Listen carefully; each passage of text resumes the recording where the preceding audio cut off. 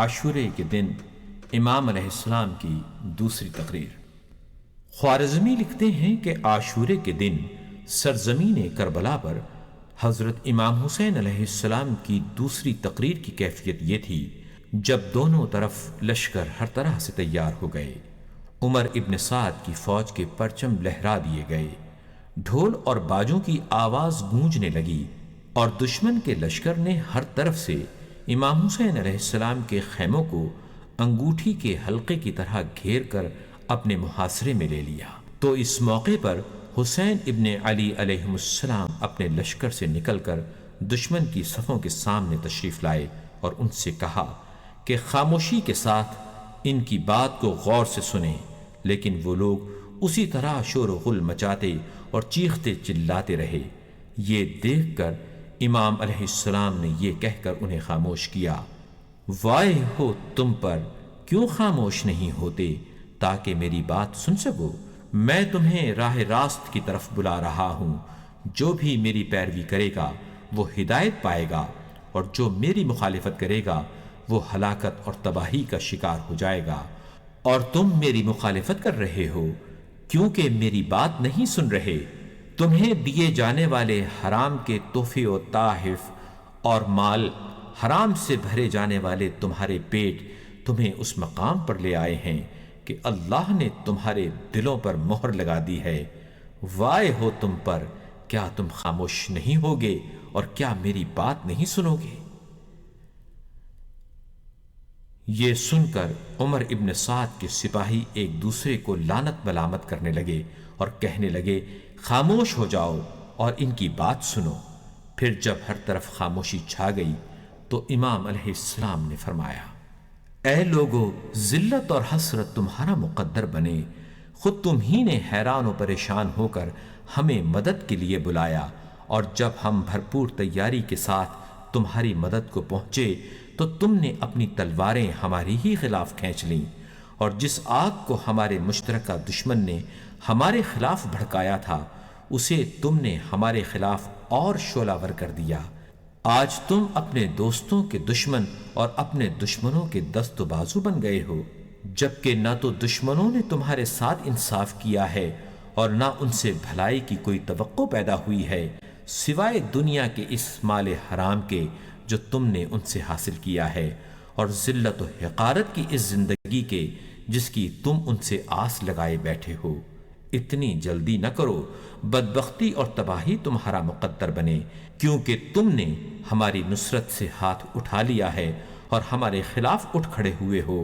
حالانکہ نہ تو ہم سے تمہارے خلاف کوئی بات صادر ہوئی ہے، نہ ہمارے متعلق تمہارا کوئی خیال غلط ثابت ہوا ہے،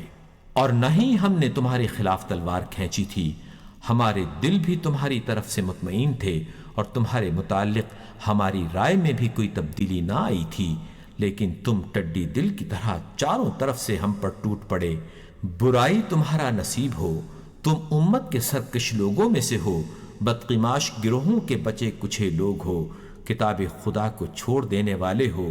شیطان کی ناک کا نزلہ، گنہگاروں کی ٹولی، کتاب خدا میں تحریف کرنے والے، سنت رسول صلی اللہ علیہ وآلہ وسلم کو مٹا دینے والے،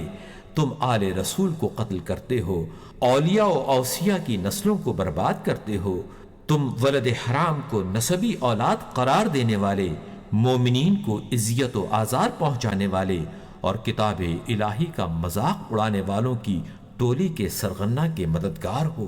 امام علیہ السلام نے اپنی گفتگو جاری رکھتے ہوئے کچھ اور باتیں بھی کہیں جنہیں اس خطبے کے دوسرے حصے میں ملاحظہ فرمائیے۔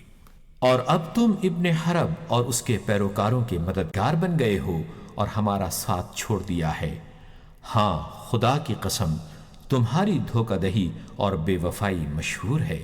یہ تمہاری جڑوں میں پیوستہ ہے، تمہاری شاخوں نے اسے وراثت میں پایا ہے، اسی کے ساتھ تمہارے دل پروان چڑھے ہیں اور اسی کو تمہارے سینے میں چھپائے ہوئے ہیں۔ تم بدترین پھل ہو جو اپنے باغبان کے گلے میں پھنس جاتا ہے اور غاصبوں کے لیے خوش مزہ ہوتا ہے۔ خدا کی لعنت ہو ان لوگوں پر جو مضبوط قول و قرار کے بعد اپنے وعدوں سے پھر جاتے ہیں، حالانکہ تم لوگوں نے عہد و پیمان پر خدا کو بھی گواہ اور ضامن قرار دیا تھا۔ خدا کی قسم تم ہی وہ عہد و پیمان توڑنے والے ہو۔ دیکھو پست اور فرمایا باپ کے پست اور کمینے بیٹے ابن زیاد نے مجھے دو میں سے کسی ایک بات کے انتخاب پر مجبور کر دیا ہے، یا تو تلوار اٹھا لوں یا ذلت قبول کر لوں۔ ممکن ہی نہیں کہ ہم ذلت قبول کریں۔ خدا، اس کا رسول صلی اللہ علیہ وآلہ وسلم پاک و پاکیزہ آغوش، اونچی ناک، غیرت مند نفس، قطعاً ہمیں اس بات کی اجازت نہیں دیتے کہ ہم عزت کی موت پر کمینوں کی اطاعت کو ترجیح دیں۔ یاد رکھو میں نے تمہیں سب کچھ بتا کے حجت تمام کر دی ہے اور تمہیں متنبع کر دیا ہے۔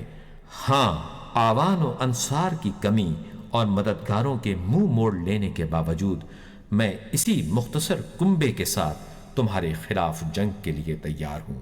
اس کے بعد امام علیہ السلام نے اشعار پڑھے۔ اگر ہم دشمن پر کامیاب ہو جائیں تو یہ نئی بات نہیں، ہم پہلے بھی کامیاب ہوتے رہے ہیں، اور اگر شکست کھا جائیں تب بھی وہ ہماری شکست نہ ہوگی۔ خوف اور بزدلی ہمارا شیوا نہیں، لیکن اس وقت ہم حوادث کی زد پر ہیں اور بظاہر ہمارا دشمن فائدے میں ہے۔ ہماری مصیبت پر خوشیاں منانے والوں سے کہو وہ بھی ایک دن ایسے ہی حالات کا سامنا کریں گے جب دوسرے ان کی مصیبت پر خوشیاں منائیں گے، کیونکہ موت کا اونٹ ایک در سے ہٹ کر کسی دوسرے در پر بیٹھ جاتا ہے۔ خدا کی قسم، اس کے بعد امام علیہ السلام نے فرمایا، خدا کی قسم اس کے بعد تم اتنی ہی دیر ٹک سکو گے جتنی دیر گھوڑے پر سوار ہونے میں لگتی ہے، یہاں تک کہ حوادث کی چکی تمہیں پیل کے رکھ دے گی، جس طرح چکی کا مرکز